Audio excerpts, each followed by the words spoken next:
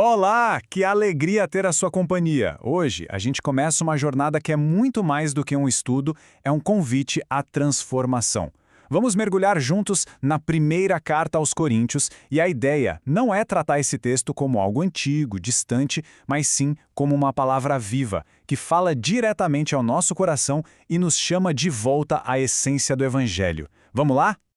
Olha, logo de cara, no comecinho da carta, o apóstolo Paulo já nos dá a chave de tudo. Preste atenção nessas duas palavras, santificados e chamados. Ele não está falando aqui de perfeição, sabe? Mas de uma identidade completamente nova que a gente recebe em Cristo.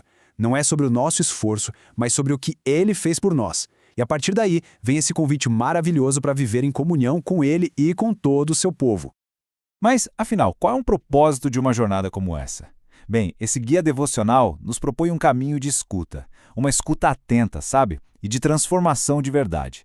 É um convite para a gente diminuir um pouco o barulho do mundo e voltar ao que é essencial, para redescobrir juntos o que realmente significa ser a Igreja de Cristo nos dias de hoje.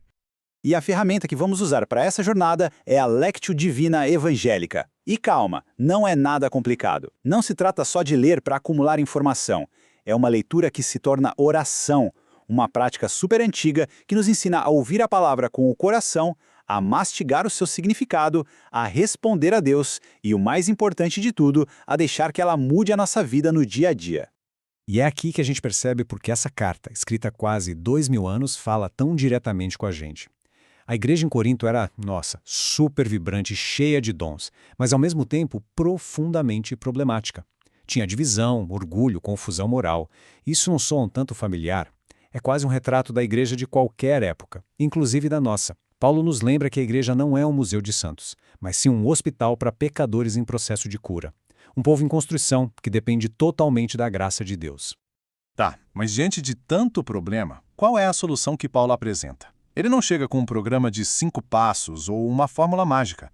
Ele faz algo muito mais profundo. Ele lembra àquela comunidade uma verdade fundamental. A única âncora que pode firmar qualquer igreja. Ela pertence a Cristo.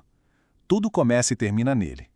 E esse ponto aqui muda tudo. A mensagem de 1 Coríntios é um desafio radical à nossa cultura, que vive de aparência, de performance. A verdadeira espiritualidade, segundo Paulo, não está nos dons mais espetaculares ou no conhecimento teológico mais profundo. A marca de uma pessoa madura na fé é muito mais simples e, ao mesmo tempo, muito mais difícil. É a presença de Cristo se tornando visível através do amor, da humildade e da unidade.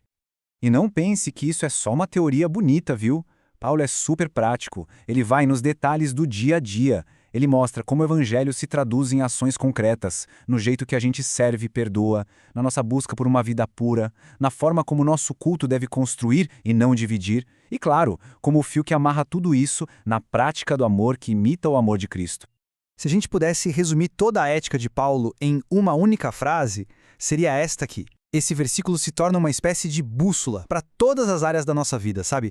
Das decisões mais simples até as mais complexas. O que a gente come, o que a gente bebe, nosso trabalho, nossos relacionamentos. O propósito maior que une tudo é a glória de Deus. Certo, agora que a gente já tem essa base, vamos para a parte prática. Como podemos usar este guia de forma que ele realmente faça a diferença? A ideia é tornar a Lectio Divina uma ferramenta simples e acessível para o crescimento de todo mundo. O método tem um ritmo, com 5 passos. Primeiro, a Lectio, que é a leitura atenta onde a gente simplesmente ouve o texto. Depois, a Meditatio, a meditação, que é quando a gente rumina a palavra, se perguntando: o que isso significa para mim? Em seguida, a oratio, a oração, que é a nossa resposta sincera a Deus. O quarto passo é a contemplatio, a contemplação, um tempo de silêncio para simplesmente descansar na presença de Deus. E por fim, a actio, a ação, que é o passo que tira a palavra do papel e a leva para a nossa vida. E para ajudar nesse processo, a sugestão é usar um caderno de reflexão. Pense nele como um diário espiritual mesmo, um lugar seguro para registrar o que Deus tem revelado, as áreas que estão sendo transformadas e os passos práticos de fé que a gente sente o desejo de dar. Toda jornada tem um destino, certo? Então, qual seria o objetivo espiritual ao mergulhar em 1 Coríntios dessa maneira tão intencional? Este estudo nos convida a focar em 4 objetivos bem claros. Primeiro, crescer em unidade, curando as divisões que tanto machucavam a igreja de Corinto. Segundo, viver em santidade, entendendo que nosso corpo é templo do Espírito. Terceiro, servir com amor, usando nossos dons para edificar a comunidade e não para nossa autopromoção. E por último, esperar com esperança, mantendo o olhar firme na promessa da volta de Cristo. E para a gente ir terminando, a fonte nos presenteia com uma metáfora linda, a de um convite para se sentar à mesa. É uma imagem muito acolhedora, muito comunitária, de como a gente deve se aproximar da palavra de Deus. Essa imagem é muito poderosa. Cada capítulo é como um pão que é partido para nós. E é o próprio Espírito Santo quem nos alimenta com esse pão.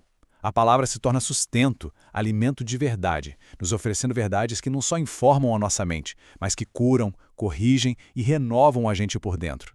E este versículo vem para selar essa ideia. Participar da palavra é como participar do pão na ceia. Nos une. Reforça que o estudo da Bíblia nunca deveria ser uma atividade solitária, mas algo que nos conecta, que nos torna um só corpo. E assim chegamos à mensagem final, o grande resumo de toda essa jornada. O objetivo aqui não é, de forma alguma, só acumular conhecimentos sobre uma carta antiga. Se fosse só isso, a gente perderia o principal. A verdadeira meta é a transformação. É permitir que a palavra de Deus nos molde, nos refine, dia após dia, para que a imagem de Cristo se torne cada vez mais nítida em nós. Esse é o verdadeiro propósito de abrir as Escrituras. E então esta nossa reflexão nos deixa com uma pergunta para levar para a vida.